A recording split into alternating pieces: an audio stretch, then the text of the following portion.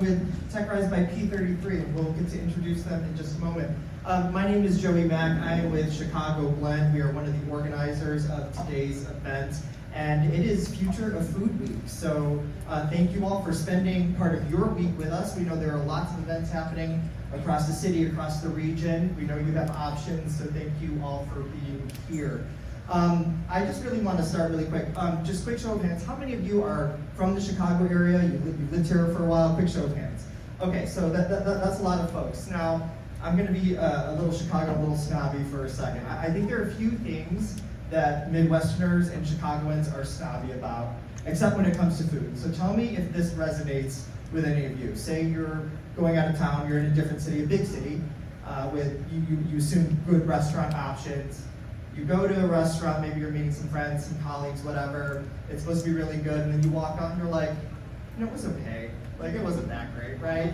I think that's a testament to the fact that here as Chicagoans, we are all incredibly spoiled. We have one of the best food and restaurant scenes in the entire country. I really believe it is second to none. And part of this week is a celebration of that. And not just the restaurants or the chefs that we all know and love so well, but also the entire supply chain, the entire underlying industry, all of the awesome tech and innovation that is supporting the food and the food tech industry. And that's really what Future of Food Week is all about. We're so excited that we could be a part of that. We've got a lot of logos, a lot of organizations that are helping us to put on today's event. We'll walk you through what today is going to look like. But first, I really want to just thank and acknowledge all of our event partners and sponsors. Hopefully this works. Give me 1 second. So just want to say a big thanks to CDW, MHub, who I'll introduce in just a second, as well as Expo Pass. I also do just want to say a huge thanks to all of our volunteers. They're all over, as well as the MHub staff, the TechRise staff. Let's give them all a round of applause. Thank you all. So I am now delighted to introduce our first speaker. This is Shannon McGee, who's the Vice President here at MHub. She's just going to introduce all the space to you and just welcome us. So, Shannon. Good afternoon, everybody. Oh, come on. Good afternoon, everybody. This side of the room is much better than this side of the room, but I'm just some critical feedback, for the rest of the program. Hi, everybody. Welcome to MHub. I'm the Vice President of Programs and Engagement here at the nation's largest and fastest growing tech incubator. We're so proud to host this event today for a couple of different reasons. But one of them being the success and elevation of our region. MHub is a 7-year-old organization. It grew out of research at the city to identify areas of our economy that were ripe for both innovation and also economic impact.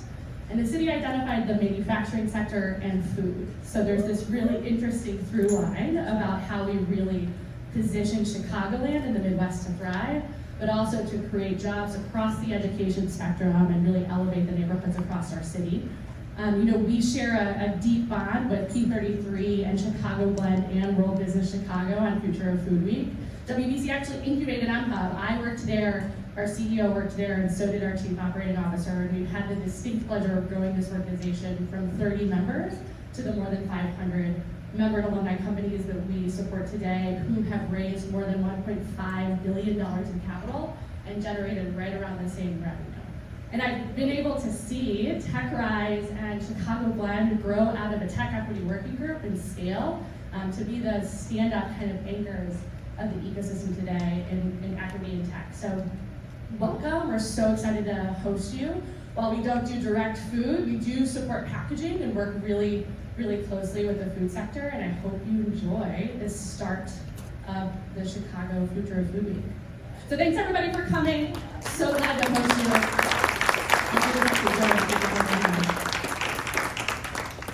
Thank you, Shannon. Thank you, MHub. We love MHub. We're members here. Very grateful to be hosting here.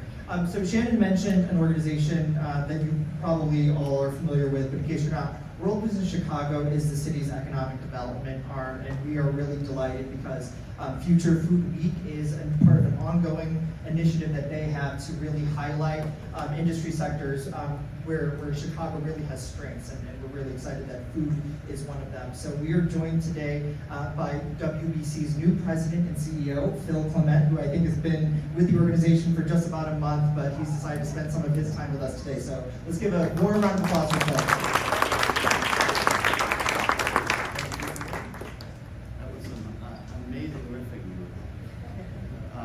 So I'm delighted to be here. Thank you for putting this all together. Chicago Blend and TechRise are such good partners of ours that I think when the request came in, it was an immediate yes, maybe even an immediate hell yes. We want to be part of that. So for those of you who don't know me, I am the new CEO of World Business Chicago. I am in week 5. Probably most important, I would like to say that our organization loves the Chicago entrepreneur. That's what we're all about. If I go back in my career, back longer ago than I'd like to really say, but last century, I started 2 tech companies. One we grew and brought public. And I would say that there are those moments where every customer is a customer you've met. Something goes out in the mail, you lick the envelope, and if the company needs someone, you were the one that shook their hands. And so I know that tension, and I know that pain. I just want to say, though, that we are your partners in that journey. Think of us as your friends. We're extraordinarily dedicated to you. A nice fun fact is last year, 516 unique startups were funded right here in Chicago. So hopefully we'll keep that tradition going. And that's me. So we're a big believer. I'm going to say something though first about Chicago. We believe that we're showing the world how to be accessible, equitable, and a diverse startup ecosystem. And so that's why we will show up in anything Chicago Blend does, anything TechRise does. They're some of our most important partners. I think we are leading the world on this topic, and we're fully invested in your success. So please never doubt that the work you're doing actually has the power to transform our city, has the power to transform Chicago, in addition to your personal lives. I'd like to say that our chair at World Business Chicago is Mayor Brandon Johnson. So when I speak about economic vitality and our commitment, it's also his vision for the city. He is rallying our leaders to showcase Chicago as the ultimate destination to start, expand, and relocate a business to build a career, to invest capital across every neighborhood and industry. So there's 77 of them. Just so you know, we're looking to build technology in every place. So it's an exciting time to be in Chicago because of rooms and events like this today. Thank you for being champions. And I can feel the competitive energy already, right? When you just are talking about whether people were saying hello back loud enough, it got me going. So anyway, good luck, and may we see some great moments today. Thank you.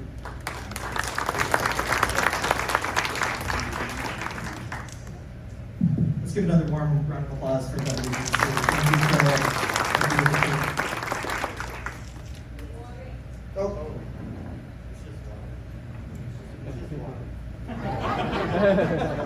It was just water. All right, so let's get this show on the road. So there are actually going to be 2 main events that you are all excited to see, or that I'm certainly excited to see. Hopefully you're excited too. A bit later in the afternoon, you're going to get to hear from Chicago Blend's Venture Fellows. For those of you who don't know, we have a fellowship program for underrepresented folks who are trying to break into venture capital. Today is their graduation day, so our 10 fellows will each be coming up a bit later today and giving you all some quick talks about various issues, trends that you all ought to be aware of.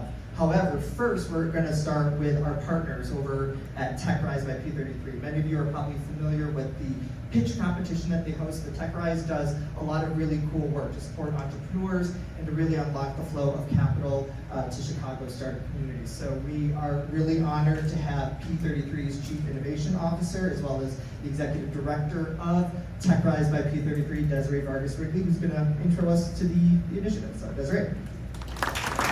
Thank you so much to the Blend team. We have been strong partners really since Get Cities brought us together a couple of years ago, and we have had some of our P33 team members go through the Fellows program. I think Sean is over there, and join venture funds. It really is so incredible excited to be here with you all. For those of you who don't know me, I am Chief Innovation Officer, but before that I was a two-time Latina founder here in Chicago, and have now become more on the funding side, so I also run an initiative called the Josephine Collective in addition to this. And for those of you who don't know TechRise, we started in partnership with Verizon to support overlooked founders across the greater Chicagoland area. Now we support across the entire state. And we have welcomed over 300 founders onto the TechRise stage. Usually it's virtually in these weekly pitch competitions, but occasionally it's live, including our grand finale at the end of the year where we award a $100,000 prize instead of the $25 or $50 that we do each week. So today, each founder is going to take the stage for 4 minutes. We're pretty strict on it. And then they get 4 minutes of Q&A with the judges. And the judges have the very difficult task of going on and choosing the winner for today. So no People's Choice today, but there is a People's Choice Award at the finale. So hopefully you'll join us in November for that. Just to give you a little bit of data on how TechRise supports its founders beyond the pitch competitions, we partner every founder that comes on stage with a mentor, usually a founder who's been in the space and kind of help navigate introductions and the pitch. We do pitch frameworks, so you'll hopefully see a familiar format here. And then we have just-in-time workshops that happen throughout the year, followed by Speed Round, the Common App, and the summer, the Founder Summit, the Capital Summit, which hopefully you all will join us for also.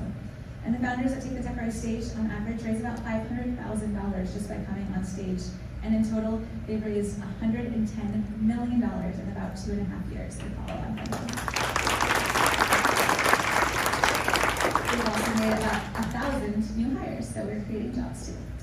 All right, so while the judges are deliberating, we will have Brad McConnell, CEO of Allies for Community Business, and he's going to be joined on stage and moderated by Chicago Blend's very own Jesse Casey, Blend Fellow alum, who is joining me actually in a new fund called Velocity Catalyst as my principal, so a good success story of the program. All right, and with that, I'm going to welcome our judges on stage. So we have Grisel Hernandez. She is an associate at Chingona Ventures. Chingona is a pre-seed and seed stage venture capital fund that invests in the future of how we learn, manage our money, and our health. Before joining Chingona, she had experience in investment management, public policy, and academic research. She holds a degree in economics from Burnell. So happy to see you again. Sorry. All right, then we also have Alexandria Anderson, VC Fellow at Rouge Women's Fund. She is also a fellow at Chicago Blend and a brand manager at Kraft Heinz, where she has launched 2 successful product lines under the joint venture between Kraft Heinz and the Knot Company. She spent her career launching, building, growing, and reinvigorating some of the world's most loved brands, and is excited to continue growing the consumer venture capital ecosystem here in Chicago. And then last we have, let's welcome our third judge, Marina Roasting, head of platform at MsPsGFree. Her background is in HR and B2B and B2C marketing at companies including OneTable and Q Health. And she's a previous Chicago Blend Fellow, MBA Associate at Vamos Ventures, and Alumni Ventures Fellow. She loves to mentor, advise, and invest in underrepresented founders and teams. So glad to have you all here. Thank you.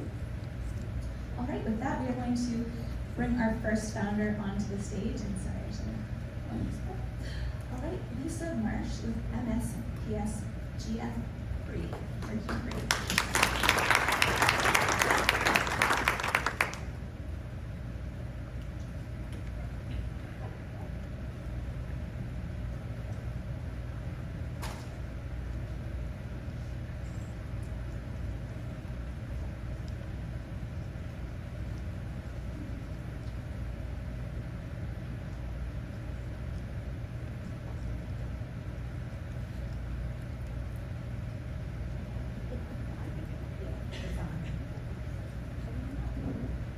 Good afternoon, TechRise and honored guests. How many people, again, are native Chicagoans? Did you know that Black Chicagoans live approximately 71.6 years versus non-Black Chicagoans who live 81.4 years? That is a 9.2-year difference. Ms. Peace is here asking for $25,000 so that we can start to bridge that gap by having more in-store demos and vendor events, by getting on more shelves, and by creating our subscription base. I'm Lisa Marsh.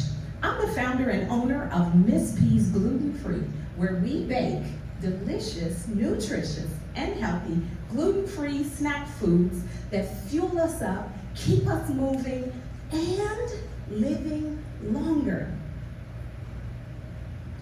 MsPs is named in honor of my mom and Shiro, Miss Eunice Patterson Brown, who raised 6 of us on the south side of Chicago. Unfortunately, Mom's no longer with us. She passed away in 2009, the year I became gluten-free, at the age of 60 from a heart attack. My dad, he passed away at the age of 42 from a stroke. And in 2018, I lost my middle sister to a heart attack. She was 51. We are here to stop this, to create healthy, delicious, nutritious snack foods that fuel us up, keep us moving, and living longer. I've experienced this firsthand, and I want to prevent that from anybody else experiencing it. Our consumer and market analysis. The gluten-free market and the granola market only continue to go up, up, up. And MsPs want to go up, up, up with it. We want to get into more retail. We're looking at different stores, and ultimately Target, child, they created our packaging. So we're trying to get there. We're creating demo programs, vendor events, and a subscription base for those who truly love our products. Our revenue, steadily increasing, and in 2022 to 2023, we were able to double that. Our plan is to continue to double year after year after year. Our competitive landscape. The first 3 on here are all Chicago-based businesses. But you can see how MsPs stands above. We have organic ingredients, no GMOs, and no glyphosate. Our team, we've got wonderful team members. Our visionary, our organizer, our coordinator, our creator, and our implementer, as well as a host of advisors, mentors, and cheerleaders who are there for us and always ready to get it done. We distribute 2 ways. We have a local distributor as well as we do direct in-store delivery. We are digitally and regionally, being out as far as Vintage Grocers in Malibu, California. I am Lisa Marsh, and we are creating a healthier tomorrow for Chicago. Won't you join us?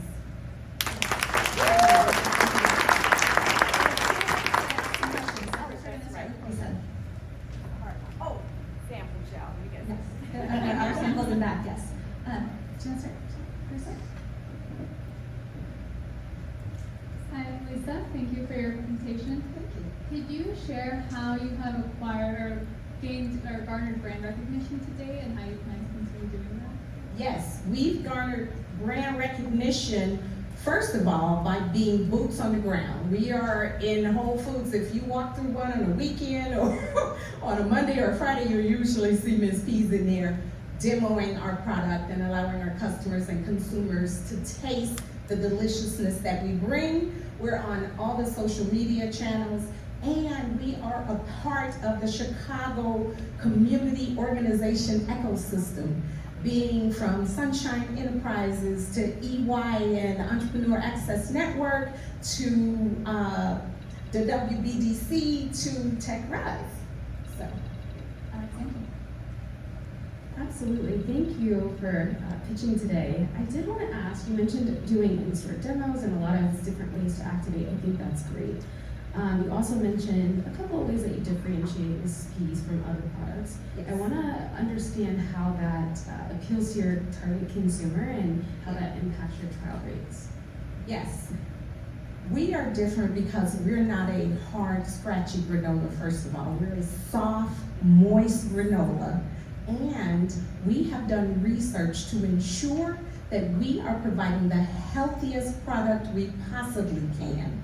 So we started out using regular gluten-free oats and then found out about glyphosate, which is a known carcinogenic that is sprayed on 100% of oats that are not organic.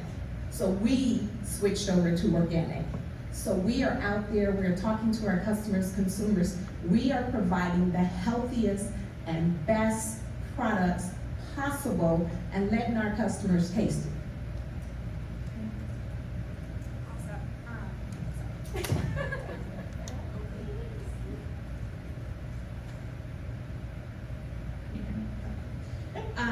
How are you thinking about sort of product roadmap growth to additional products? I'm actually seeing on your shirt you have 3 so far, so maybe you can speak to that, but curious about where you're going. Yes, we've got 3 flavors so far that are out in retail. We are beta testing 2 additional flavors. We have a matcha turmeric and we have a cinnamon apple. So our plans is to go locally first and just saturate our Chicago local communities with Miss P, then regionally, then nationally, and to continue to build the healthiest snack foods that we could bring for the price. We are all about eating healthier and cleaner, moving more, living longer, and we are conveying that to our customers and consumers daily. We have a couple more seconds if you have any final thoughts. Just understanding that as an entrepreneur, it's not easy getting up here. But we appreciate all of you guys coming out to support us in what we do and how we do it. Growing to this stage has been truly a labor of love, because it definitely ain't been a labor of money. I promise you that. But we are ready to continue to scale rapidly year after year after year after this point. Great job, Lisa. Thanks so much. Next, we're going to invite Leslie Danford with Vitaminis.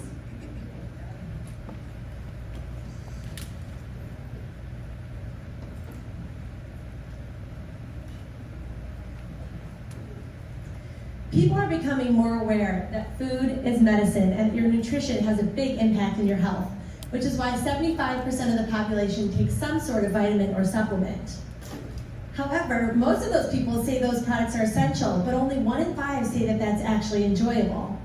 And further, the largest format for supplements and vitamins are pills and tablets, but 40% of the population can't swallow them. Vitaminis is a fun, convenient, and tasty way to incorporate nutrients into your diet through real foods and beverages without the trade-offs of added sugar and mystery ingredients. Our immune support shot has as much zinc as 4 avocados, as much vitamin C as 3 oranges, and as much magnesium as 5 cups of spinach, and a delicious orange pineapple juice with no refrigeration required. Our gut health shot has as much potassium as a banana, as much fiber as a cup of broccoli, and as much probiotics as 2 cups of yogurt and berry banana juice. And our daily green shot, which is coming soon, delivers all the nutrients from leafy green vegetables in a delicious green apple and pear juice. Functional food and beverage is a large market with double-digit growth forecast for the next several years. And within that market is a small group of consumers that's willing to pay more for something that's enjoyable, fun, easy, and tasty. In fact, targeting that small percentage of people that isn't satisfied with their pills or supplements in general and converting them can be worth $1.7 billion. Consumers love Vitaminis, as evidenced by our 4.3-star average rating on Amazon. Their reviews specifically mention value for the money and taste as reasons they keep coming back, driving our 62% repeat customer rate. Our retail footprint serves as a pipeline for new customers. Customers try Vitaminis by buying single bottles or tasting our product at in-store demos. They then scan QR codes on the bottle label or add our samplings to come to our website, where we use email funneling to drive them towards purchasing a 12-pack or a subscription on our website, where our average subscription rate is 15 months and counting. In fact, leveraging our retail footprint on the back of strong velocities and acquiring just one new subscriber per store per month will drive our omni-channel flywheel, allowing us to reach $1 million in revenue and profitability within 18 months and $5 million in revenue by 2026. Compared to the competition, Vitaminis is more experiential and fun. It's also more clean label without added sugar or mystery ingredients. It's more convenient in a shelf-stable single-serve format, and it's tastier than a lot of the other fresh juice, ginger-based shots, supplement pills, and gummy vitamin alternatives. I'm Leslie Danford, and I'm the founder of Vitaminis. I've always believed that food is medicine, and that proper nutrition not only prevents illness, but allows you to live a more vibrant and fulfilling life. During the pandemic, I had the opportunity to combine my 15 years of consumer products experience with my personal passion for holistic wellness to launch Vitaminis alongside a group of functional experts and industry beverage veterans. At Vitaminis, we believe that everyone should be able to meet their nutritional needs without the trade-offs of added sugar and mystery ingredients, and that making healthy choices should be easy and fun. Thank you.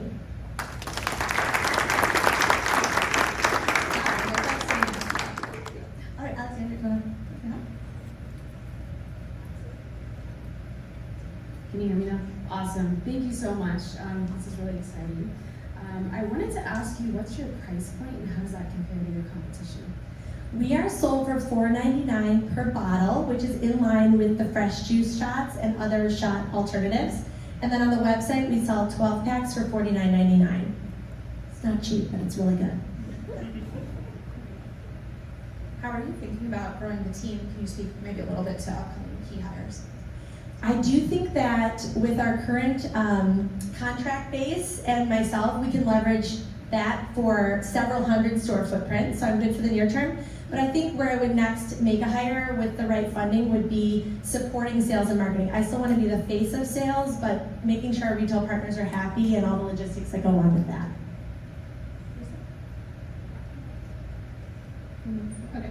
Hi. Thanks for your presentation. I'm curious if you could talk more about your initial customer profile that seems to be like the early user of the product and how you think that may change. Yeah, our current most loyal customer is 40 and up, primarily female. They're buying Vitaminis for themselves, but they're also putting it in the refrigerator for their families because it is good for 4 and up. It's very clean. We've also discovered a new profile of an older person that is already taking several pills and doesn't want any more pills, but knows they need to take vitamins. So we're exploring whether we can dig deeper into that as well. Any other questions? Not a lot of time. She's so efficient. I have another. I would love to hear, I obviously just asked about the growing team, but would love to hear how you're thinking about using the capital from today or really for the round you might be raising. Yes, so first and foremost, Daily Greens is ready to go, so we would love to have some capital to do that production and fund that inventory. And then also expanding the retail footprint, not only producing the inventory to supply those retailers, but making sure that there's marketing support, including sampling support for the first few months of launch, is quite expensive. But the good news is, with our current retail footprint, we've proven that by doubling down on samplings, and like Ms. Keys, I've done more than 100 of them, it really works. And so a couple months of that gets the loyalty going, and then we can move those resources to the next retailer. A little bit of a delay there. I do have one question about the sampling. Love sampling, I think that is a great play. What is the conversion rate on the scanning the QR code to the email to actually subscribing, and then what's the retention rate on that? Yeah, that's a great question. Once people do join our emails, we have great retention. We have a 20% open rate and a lot of engagement. We don't have a lot of data on the conversion to the QR code scanning, but it's a work in process. I will say when we first started sampling, it was kind of an optional, like, hey, it's sitting here. But now we've learned you really have to kind of say, please drop your email, here's the benefits you'll get, and be more forward about that. But I will say, once people get on the email, we have a lot of functional experts that we engage in interviews, we do recipes, blogs, so it's a very, people stay once they're on, but a little more to come on what that conversion rate is from the QR codes. Yeah, I guess I'd be curious to learn more about what the regional or like in-store expansion process has been like, and what those conversations with prospective realtors have been like with the product. Yes, so initially we hope to expand within natural grocery where the early adopters kind of understand clean label and nutrient density and that kind of thing. And then once we have more brand recognition, going to more mass channels. So right now we're at Fresh Time in the Fruitful Yield, which has a Midwest presence. And we're talking to other natural grocers that are more national, but with the option of focusing on a regional expansion first, if that makes sense. And I think a similar strategy for mass would be great to start in the Midwest where we have some brand recognition and then grow from there. Great job, Leslie. Thank you. We have Gabriel here, Leslie, Pino, with Arch Pet Food. Thank you. Hi, everybody. My name's Gabe. I'm the CEO and co-founder of Arch Pet Food. We're a pet consumable company. Oh, sure. Wait. Any pet parents on here? All right. Hi, everyone. My name's Gabe. I'm the CEO and co-founder of Arch Pet Food. We're a pet consumable company, so dog and cat food and treats. It's pairing wellness and sustainability through pet nutrition. So how did I find myself here on the stage? This is my Doris shout out. So I started fostering dogs during the pandemic, and I was surprised to see how many of them had a sensitivity. So roughly 1 in 3 dogs has a sensitivity that's almost always to poultry or to beef, so the main proteins in pet food, which goes completely at contrast to what you see at the pet food aisle. So 98% of pet products feature meat, so all proteins haven't quite yet arrived. And that's 1/3 of the total output from the livestock industry. So these gigantic environmental footprint. Alternatives do exist for food sensitivities, but they're expensive. This is the leader on Chewy right now. It's $164 for a bag of dog food. It's a pretty penny. So what we do is we make food sensitive friendly products that are sustainable, digestible, and it's incredible. All right, so we use alternative proteins like plant, insect, and invasive fish, so Asian carp from the Great Lakes, all things that are naturally occurring, species appropriate. That's what I was missing. Okay, so we play in this $3 billion market for hyperallergenic pet foods, but if you don't know anything about pet, it's big, traditional and premium are both growing, and it's being driven by pet humanization. So this element of the modern pet parent foregoing the traditional family unit. This is why Arch is posed to millennials. Pet owners are young, so millennials are the current biggest block of owners, Gen Z is the fastest growing, and these are owners that are currently cutting meat out of their own diets. All at a time when the world's largest factories for insect are being built. So the world's largest factory for insect was just built in Chicago by ADM, well, Decatur, but by ADM opened 3 weeks ago. And it's not the only one, there's 3 underway.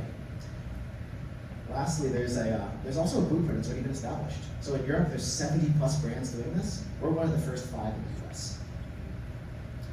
So let's talk about how this traction adds to the market. We're about a year old in market, but in the last 6 months, we've signed 4 distributors, although it's hundreds of stores, 120, that's Monday last week, today it's 150. So we added 30 stores over the course of the week. We're onboarding with Chewy, we have a 5th distributor that's launching next month. And we're also selling really well. So we're the 2nd best selling pet brand at Pop-Up Grocer in New York. That's organic, so we didn't do anything there to put our hand on the scale. We were just selling that well. This has caused a lot of recognition. So these are 2 major international publications, and we won Karina's Pet Care Innovation Prize in January. It's an international award that's stage agnostic that they gave to a 1-year-old company out of Chicago. So pretty good for us. It also was added up in revenue. So this is our historic revenue plus projections for the next 3 months. We are here. We're omni-channel, driven by retail, with low customer acquisition cost. I'll tell you a little bit about Adam and myself, my co-founder. Adam's pitching naturally right now, so he couldn't be here. But he's 7 years entrepreneurial consultant. First person I thought of when forming the business.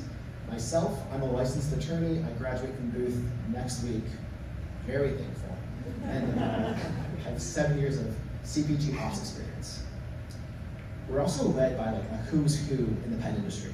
So David Yoskulka is the head of the Pet Sustainability Coalition and a former pet CEO.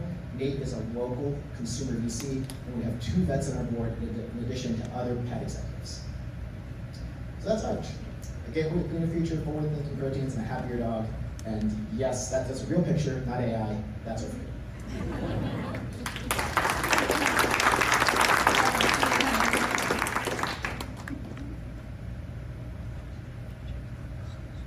I'm curious about your, I guess I'm generally curious, where do people get their dog food recommendations? I guess my guess would be vets, but generally curious, how are you working with these different types of groups to make sure it's getting in front of the right folks? Yeah, sure. So our go-to-market's been driven by indie pet, so independent pet owners, generally mom and pop stores, authority figures in the pet community. That's where we spend all of our time. Vets are definitely on the way. We're going to wait till food comes out, which is what we use the P33 check for, launching our food products. But our go-to-market has been built around authority figures in this pet space.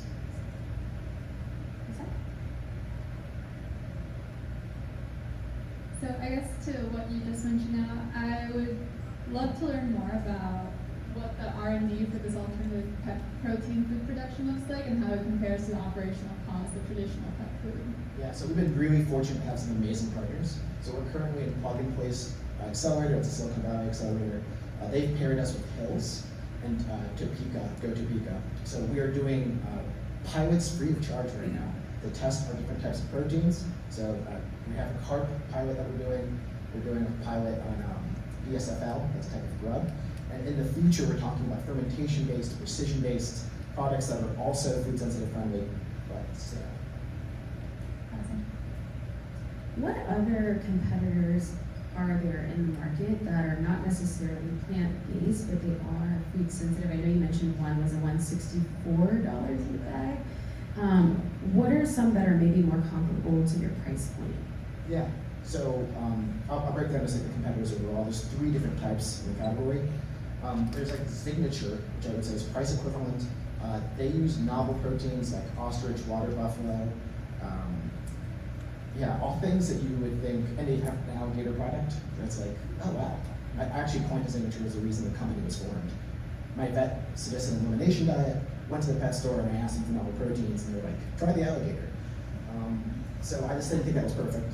And there are prescription grade and hydrolyzed proteins which are a lot more expensive, as you noted. And then there are vegan and vegetarian products in the market like Wild Earth, but we use animal proteins. So we use insects and invasive fish. We have time for some more questions. Can you speak a little bit to your buyer persona or buyer personas? Yeah. So we have 2 personas, much like Leslie just mentioned. Our first one was we thought millennials, like you always think about what you are. So people who are looking for alternative proteins and are open to this already. Lots of stats show that Gen Z are actively looking for new alternatives, so it just made a ton of sense. But what ended up being interesting to us is there's a lot of leads of households, so women over the age of 45 who've been buying our products on Amazon, who are the principal buyers for their household. And they take wellness for their pets seriously, and they take sustainability into account as well. Any final thoughts? I'm just very thankful to be here, and I thank you all for showing up. Catalina Castañeda, with bellie to the stage.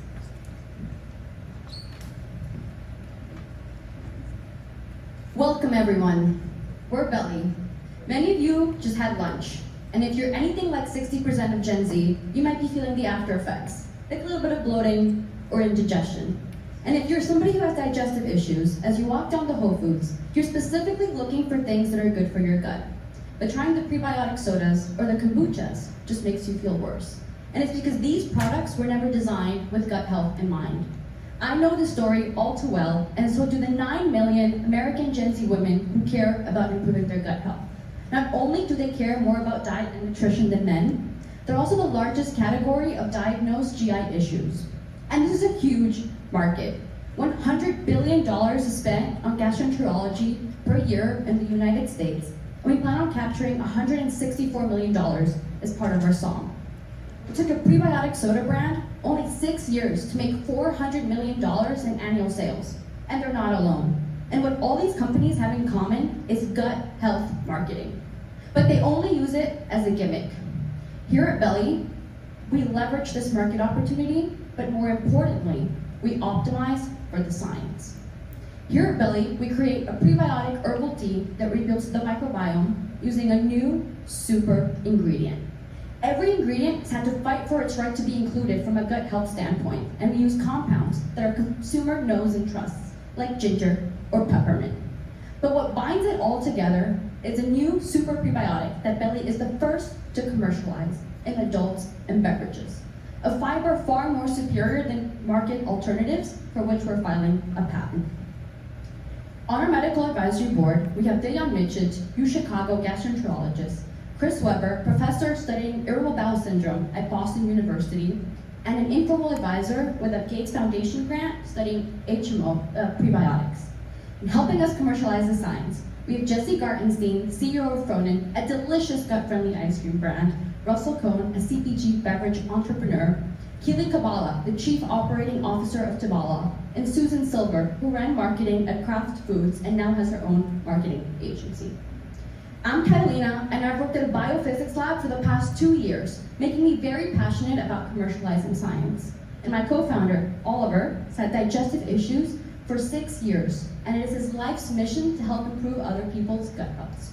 And we're young, but despite just launching, we won the second highest financial award at the 3-decade history of the University of Chicago Accelerator, winning $100,000. We raised a total of $240,000 from angels with unicorn exits. Our first production run is complete, and we've sold out in our first 2 store launches. And we've done all of this while being seniors at the University of Chicago. Today, we're asking for $25,000 because Bellie is at the scale where $25,000 will have a significant impact on our sales and co-packing efforts.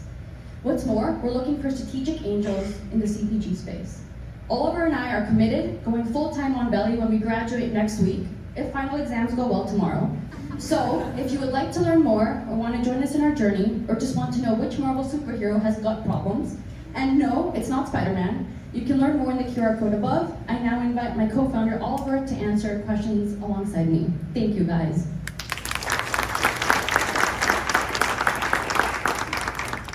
We're going to start with 3 selfies.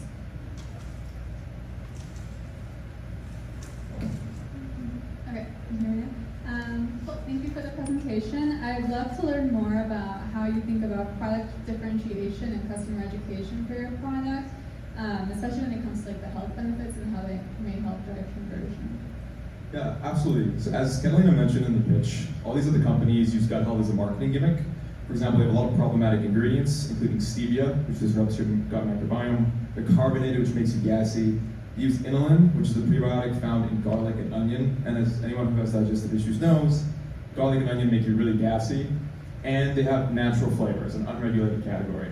So what we're doing is we're differentiating by actually putting science first and not just using it as a marketing gimmick. In terms of marketing, if you want to talk about that. Yeah, you asked about product differentiation, like also on the shelf, for example. Yeah, so we focus on educational and content marketing primarily to build organic growth, and primarily just been the team working on videos that are educational, creating awareness about gut health, and putting out information that people may not typically know, like which supplements are best for you, for example. Alexandria. Sure, had a similar question there, but in addition to what you're doing from a content education standpoint, what are you going to do to build the brand awareness and build excitement around the brand? Yeah, that's a great question. So Fronin referred to us a list of 500 influencers that they worked with in their very own successful go-to-market strategy. We've been reaching out to them.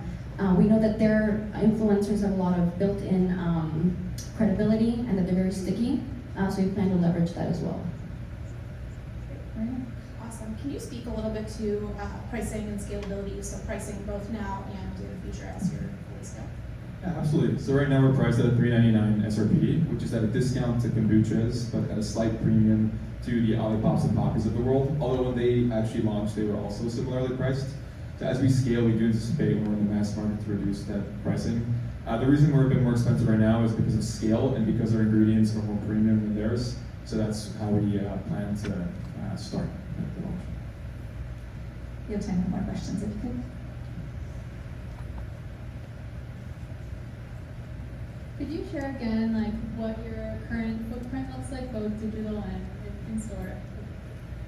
Yeah, absolutely. So we just launched last week in 2 on-campus and off-campus stores. So in 3 days, we sold 48 units in the off-campus store and 24 units in 5 days on the on-campus store. So now we're being formally onboarded to the university, a vendor management system because of the success.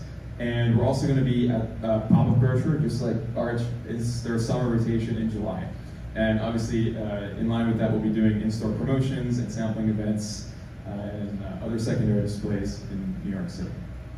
Oh, and we also, in D2C, we had a pre-order that was launched just for 1 week for the competition we're doing at the U Chicago Accelerator. And in just 1 week with zero CAC, we made over $1,000 in pre-orders. And this was really just for the competition. We closed it down afterwards because we wanted to really have a proper online launch and a good footprint, as you mentioned. Where are you thinking you'll start? Is it going to stay D2C? Are you thinking traditional grocery or more so naturals? Yeah, so we have a 90-10 sales mix, 90 being retailer, 10 D2C. And we anticipate being at the premium health-based grocers like L&M Fine Foods or Toto's Market, especially when we start here in the Chicagoland area and expand regional. All right, any final words? No, thank you very much. You can try some samples over there. We have ginger lemon and strawberry peppermint. And we have a third flavor coming out in a couple of weeks called blueberry chamomile. So we're all herbal tea flavors. If you like that, we'd love for you to try it and get your feedback. So thank you very much. Thank you. And last but not least, we have Genesis Bencivenga from Lorenzo's Frozen Pudding. Ooh, y'all, I'm last. I'm tired. My hands are sweaty.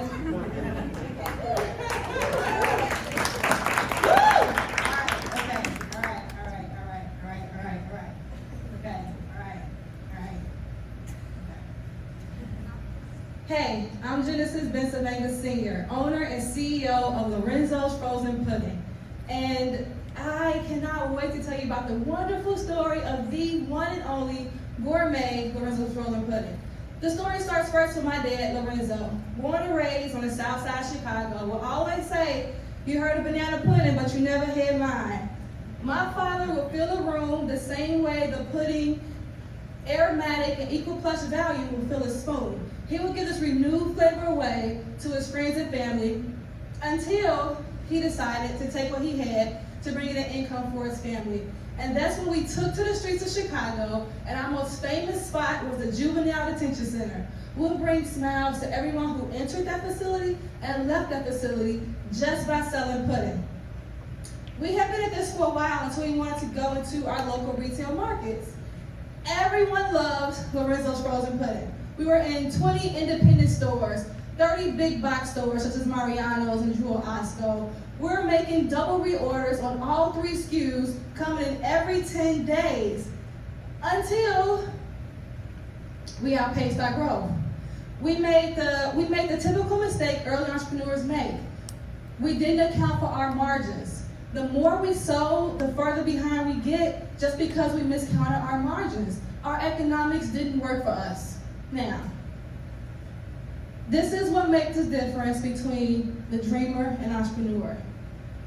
This is where the entrepreneur succeeds. This is how Lorenzo's Frozen Pudding succeeds. Allow me to reintroduce myself. My name is Genesis Bencivenga Sr., owner and CEO of Lorenzo's Frozen Pudding. And I am so thrilled to tell you that we have reset and where we are now. Take a look. We are in, actually let me back. We are profitable unit by unit. We have a manufacturing and we made our product scalable.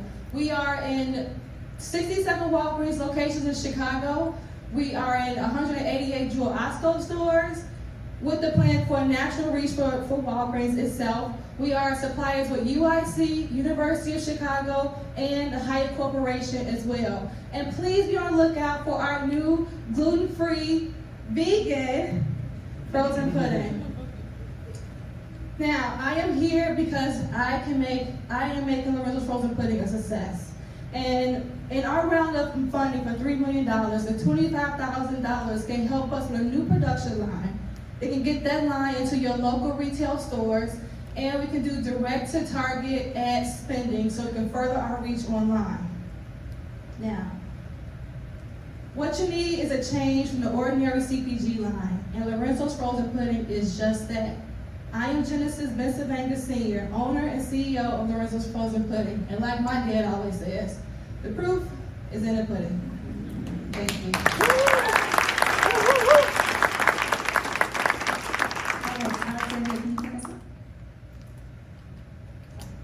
Sure, so thank you. You mentioned, you had some challenges with the margin, you kind of reset. What were some of the ways that you addressed the margin challenge, and what do you plan to do in the future to continue to keep that whole? Yeah, I mean, being from Southside Chicago, I addressed it by reaching out to resources. We are members with WBC, WBDC, and we just reached out to all of our obviously local resources, and I was able to get manufacturing so I can scale my product even more. So with that scaling, I'm literally maybe the smallest company there, but I got plans to scale. So we're currently doing small batch products. Awesome. How would you describe your competitor? Is it sort of the ice cream space? Is it other puddings? Is it other, ready-made desserts? Like, where are you sort of sitting as you see it currently? Yeah, great question, because our competitor is obviously ice cream. People think like frozen pudding, they go right to ice cream. So ice cream is obviously our natural competitor because there's no frozen pudding out there at all in retail stores, especially banana pudding. And we tend to compare to a premium ice cream brand. Yeah, I guess I would love to hear more about these learnings that you gained from getting to net profitability and how you plan to take those learnings as you kind of scale nationally and try to manage those economics as well. Yeah, I mean, it's really cool because, starting from the kitchen in your house to the streets and to different local retailers, you're able to see with your hands and have the experience to know, hey, you get 3% margin of error. Your retailer needs 20, your distribution needs 20, and other things that may go into your product that people don't really see. So by having that experience and going into my manufacturer right now, I launched this third launch of my business, is Foundational Pieces. So when I went out to the stores, I have manufacturing. I have 4 different distributions, 3 are national, 1 is regional, and we're on a product to continue to scale. So currently learning, still learning, and we do have some really good partners in our backyard as well. Any questions for KSK? Are you thinking about building the brand beyond Illinois as you scale? Oh, we're in 3 states. We're in the Midwest, so we're in 188 Julasco, which covers all 3 states. We do festivals. We do Lollapalooza. We did Harley Davidson. We'll be back there again this year, which is in Milwaukee, which is really cool. We're doing other festivals with Funk Fest, which are in Orlando, Louisville, and Atlanta this year. And the idea of it is when Vitamin Water and Red Bull came out, they were at activation where you needed them to be. So it's from a guerrilla marketing experience. So that's what we give our customers, we give them that experience. We're out, we're on the beaches with you, we're wherever you're having fun, we're having fun with you. And then you keep that experience, that memory, that's what it really holds, is that memory, and you go to the store and you buy our products. Any other questions? Once consumers are exposed at these great festivals, I think that's a really great approach to do experiential marketing. Where can they go if they don't have, that product locally or a local store? Is there an online way they can get the product? Yes, we do. We are set up to do direct consumer sales. We are online as well. Do you have any final thoughts? Please go to your local stores, Jewel Osco, or Walgreens. We're in 67 locations. You go on our website and find us. You can talk to me whenever. I'm on Snapchat, Instagram, all of them. TikTok, find me, I'll find you.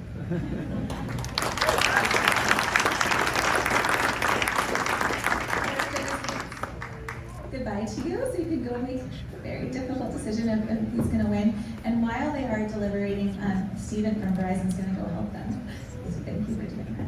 But I am excited to introduce you all to Jessie Casey. She's going to be moderating with our guest speaker, Brad. She's a former Chicago Blend Fellow with deep expertise in advising founders, driving business growth, and leading diverse teams. She's joining me, as I mentioned earlier, in launching up the Philosophy Catalyst, a new hybrid fund here in Chicago, to help fill the gap in our local pre-seed funding by backing the founders and emerging fund managers building the industries most critical to our region.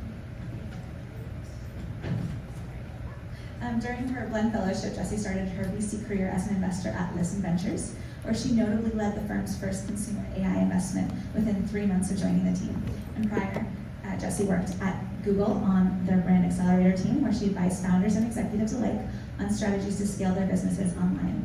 She went on to lead strategic partnerships in the US and abroad, both at Google and BigCommerce, where she ultimately launched and scaled a multi-million-dollar revenue program from the ground up as an entrepreneur. And she also interned with the NFL, MLB, Advanced Media, and Warner Brothers, and earned a BSBA in Business Economics and Marketing from Walton Honors College at the University of Arkansas. So excited to have you up here.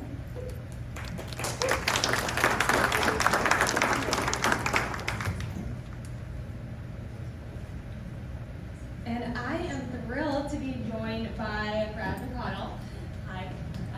Brad is the CEO of Allies for Community Business, a nonprofit that provides the capital, coaching, and connections entrepreneurs need to grow great businesses in their communities. Since the COVID-19 pandemic began, A4CB has provided over $700 million in grants and loans, plus free business coaching to over 50,000 community businesses, most of which are led by women or diverse founders. A4CB is based on Chicago's west side of the Hatchery, which is the largest nonprofit food and beverage incubator in the country, which A4CB owns. Brad brings 3 decades of financial and economic development experience to his role. Prior to A4CB, he served as the Chief Operating Officer at the City of Chicago's Department of Planning and Development. And before that, he served as Economic Policy Advisor to Illinois Senator Dick Durbin in Washington. Previous assignments included supporting small business bankers in Chicago as VP at LaSalle Bank, which is now Bank of America, and leading strategy, process, and technology projects in the US and Europe at Accenture. Brad, thank you for joining me. You're very welcome. Thank you for having me. So obviously we've been able to hear your incredible background through your bio, but I think it would be great if you could add some color as to what has driven you and inspired you to do this work and make these career changes and decisions. Well, generally, the philosophy I try to bring to my work is that I spend all of these hours away from my family, away from my friends that I'd like to spend more time with, particularly with my family. And if you're going to do that, well, make it count. So what I've been doing in the last 20-odd years is looking for the ways in which I can provide the most value to the entrepreneurs who create the jobs and wealth in our communities that I think are the difference between having really vibrant communities and not. And I can't find a better way to do it than what we're currently doing now at Allies for Community Business and our work at the Hatchery. And so I'm going to continue to do that as long as my board of directors will let me. Amazing. And speaking of your current work, can you share a little bit of the story behind Allies for Community Business and how has it evolved over the past several years? Yeah, so A4CB started 30 years ago as a small micro lender in Pilsen. And since then, we've grown from doing a couple loans of, say, $2,500 a piece to providing over $1 billion in loans and grants to entrepreneurs, with the average loan size being about $9,000. So that's a lot of $9,000 loans, and on average about $15,000 in grants. So we have to be really present, find lots of entrepreneurs to serve, and serve them well at high volume while also retaining really personal, careful touch, because the entrepreneurs that we seek to serve are the ones who typically aren't going to be the ones who are in the pipelines of the big banks or the big credit unions. So we need to operate differently, and therefore we spend a lot of time thinking about how do we find diverse entrepreneurs and how do we serve them well, and to do that at really high volume with efficiency and scale. So that's kind of the short story of our history. But then in 2019, we also decided to do the first thing in physical presence, and that's when we opened, along with our joint venture partner, ICNZ, the incubator exactly 2 miles to our west called the Hatchery. So Hands up, who has been to the hatchery at Lake and Kedzie? Okay, I see about a third of the room. This is motivating for me because that should have been 100%. So I've got much more work to do in order to make sure that everybody who cares about growing food and beverage businesses knows that the hatchery exists for that very purpose. We'll talk more about that in a bit. Absolutely. And I know you mentioned the folks you're working with are not normally fits for these larger banks. Can you share a little bit more about who the ideal community business is for the services that you offer? So we serve entrepreneurs who are looking for between $500 and $100,000. So typically it's either folks who are just getting started out or are in their growth trajectory where they need additive capital but not sort of super scale growth capital in the way that a traditional financial institution would think about that, or in the way the venture capitalists would think about that. So we do our underwriting without regard to credit score. We don't even look at it. We don't care about your personal collateral because we don't take any personal collateral. All we're looking for are people who have good habits and who have enough cash available to plausibly repay the loan. That's it. And you make a loan application to us, we respond within 15 minutes. That's the pipeline. So the people who we're going to be lending to on Friday, I've not met yet. Well, to be fair, our community lending team hasn't met yet. I don't get to do the fun part of the job. I got to go raise all the money and deal with the auditors and stuff. Our lenders haven't met the people that are going to serve on Friday, the people are going to be able to fund on Friday. So it has to be entrepreneurs who are ready to grow and use capital wisely, who have decent habits, and who are looking then to make investments in their communities in the form of building their businesses. That's who we seek to serve. Amazing. And with those services, can you share maybe an anecdotal story or two of how the services, whether that be coaching or grants or these loans, have really impacted a company's trajectory and growth, especially during economic hardship? Yeah, in order to tell the story, I'll kind of round out the rest of the service we provide because, just as I said, our mission is to provide the capital and the coaching and the connections, all three, in order to help entrepreneurs create businesses that create jobs and wealth in our communities. So I'm going to emphasize the coaching. Even if your entrepreneur doesn't need capital, if you're interested at all in working with any of our 6 on-staff full-time business coaches, you can do that anytime you want, and it's always free. And that starts with an initial 30-minute conversation. We just ask, what is you trying to achieve? And then we help you to create a path to that growth. And so I bring that up because we're doing it right. We're working with entrepreneurs who we can provide a grant to, a loan to, free coaching, group coaching, and then we get to connect them to all sorts of other things that we're seeking, that the entrepreneur is seeking, that we can help them to find, even if it's outside of our team of 38 people working on staff at us for a community business. So a great example of that from recently, I'll say, so Justice of the Pies, who's heard of Mike, Camille Broussard? Surely everybody heard of her. Oh my God, what? Okay, like this is a really, really great story that you all need to know about. You know, Lisa. So started off working at the hatchery in building a business that is specifically focused on making sweet and savory pies. And the first time we worked with her, we provided her with I think it was a $4,000 loan. About 9 months ago, she opened a 380,000 square foot, she did a $380,000 loan in order to do a 50,000 square foot building on the south side of Chicago. And she did all of that growth organically by herself because she is a genius. She's a great entrepreneur, an incredible chef, and we were able to provide her with 2 different grants, 2 different loans, and then assistance as a sort of fiscal agent in order to get her building built. And that's the kind of thing that we're trying to do over and over and over again, to provide all the services somebody needs in order to make sure that the path that they're on is one that they can be successful in. That's phenomenal growth. And when you think about the impact you can have, I mean, that is a remarkable impact. How do you think about measuring the success? What are the key metrics that are most important to you when you're looking at the folks that are engaging with your programs? As a community development financial institution, typically our peers around the country are tracking what I can characterize as activities and outputs. So number of people served, number of loans, dollars lent, maybe coaching hours. Those are all really, really important. Those are not outcomes. What we care about are wealth and jobs. And we're trying to align the way that we think about the outcomes that we seek as a nonprofit with the entrepreneurs who we're serving, because every entrepreneur is looking to build more wealth. If you're not, I'm questioning what you're doing. I mean, is there any entrepreneur who is not trying to generate wealth? Raise your hand. See?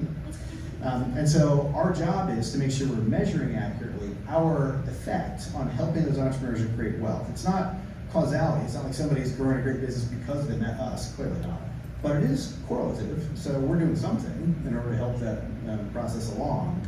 And I think if we're measuring those outcomes correctly, the wealth and the jobs that we're helping the entrepreneurs we serve to create will make a big difference, and we can prove it in the neighborhoods that we care about. And we're working really hard to make sure that we're really efficient in doing so.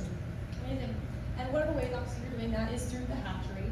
I'd love to know a little bit more about how you collaborate and work with startups in the hatchery, or what that relationship really looks like now. Obviously you own the hatchery, but what does that look like on a day-to-day for you? Yeah. So we co-own the hatchery again with ICNC, which is an organization that's been running the Make City Incubator, which is exactly 4 blocks that way. You can probably see it over there. They have been running that for 40 years. So we're a capital coaching connections provider, not an incubator runner. And so we brought together this joint venture, the 50-50 matter, in order to put together a food and beverage incubator that would wrap all the services that entrepreneurs need, inclusive of the space, but also inclusive of the money and the services, the incubation and all that make it all work. So at the hatchery, we have 54 private kitchens that are available for annual rent of 2 different sizes. We have 5 shared kitchen bays, which you can use on an hourly basis with very low barriers to entry. Then on top of that, we also are the host of the Garfield Park Neighborhood Market, which is our opportunity to create real community in our neighborhood in Garfield Park by highlighting the local growers and the local producers who come together for that farmers market twice a month. And then on top of that, we provide job placement services. So those entrepreneurs who are there, who are either like physically in the building or who are connected in the broader kind of virtual community, they're often looking for people. And so we try to do our job to find the people who are interested in those food and beverage jobs, give them the training that's necessary, and then make those matches. So the entrepreneurs we're working with can find people from our communities in order to keep the wealth that they're generating in our communities. And so there's a big service that's in there too. Lastly, we also run a program that's very specific for young adults between 18 and 24. We do this in partnership with Chef Rick Bayless. It's called the Impact Culinary Training Program. And this program is just 8 weeks. Life and life skills, really intense, helping those young people get ready to be chefs in the best kitchens in Chicago. They're not going to wash dishes, they're going to cook.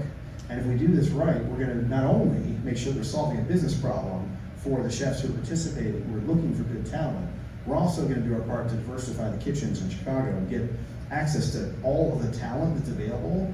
In some cases, for those young people who don't realize that there's a path for them, we help to create that path. So it's 8 weeks in our training kitchen, 4 weeks paid job placement in those kitchens around town. And after that, you're guaranteed an interview, and just about everybody sticks around for the job for the long term. That's incredible. I love to see the commitment to diversity and inclusion in all of the programming that you're doing. I'm curious, with the programming that you do offer, I would imagine entrepreneurs face some sort of hurdles in terms of finding the right resources for them. You're thinking about starting a business. Where do you start? How do you think about reaching these people and getting them involved into your programming? Where do they start? I mean, honestly, if you're an entrepreneur, the first thing you need is money. Everybody needs money. If you had all the money you needed, you wouldn't need to run a business. So we try to start there, meet people where they are.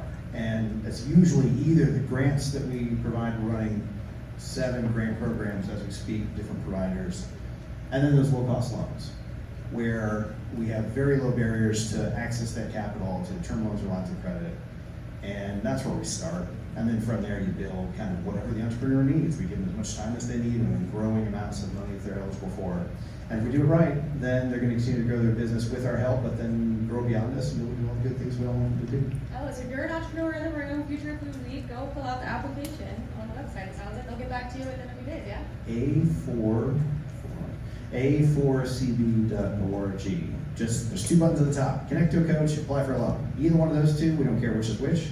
Let us know how we can be helpful to you, and we'd love to help. Well, this has been so delightful. Thank you so much for your time, Brad. We appreciate you getting up here today, and I think our judges are done deliberating. So,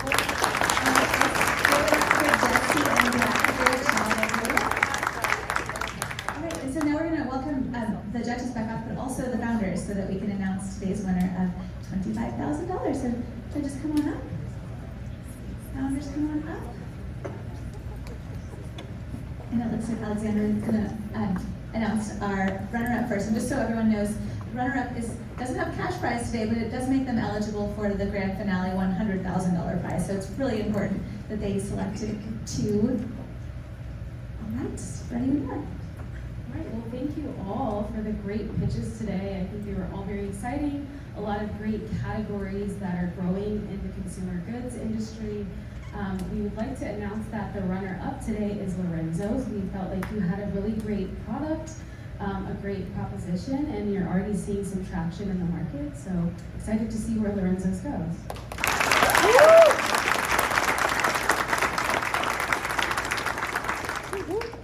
And then our winner for today is Arch. We thought the category is growing really fast. Thought you had a great proposition similarly, and we love when we see things that are being done in the UK being done here, right? And we're really excited to see what you do with the cash.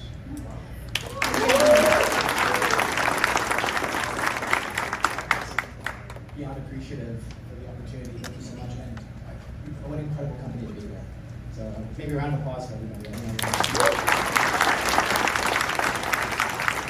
Thank you again for Glenn for sharing the stage with us today. And I just want to let everyone know that TechRise is not a one and done experience. So all of these founders, once you win, you don't get to come back on stage. But everyone else is welcome back on stage. And often our founders come back and win on a second or sometimes even a third visit. So you are part of the TechRise family. We will continue to support you, and we can't wait to welcome you back. Judges, incredible job today asking great questions. Glenn should be so proud of the fellows that they're helping bring into our venture economy.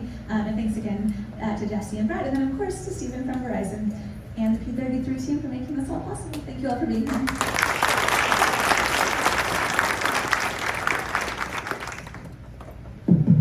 Let's give it up for the TechRise crew again. And then to all of our founders. So that wraps up the first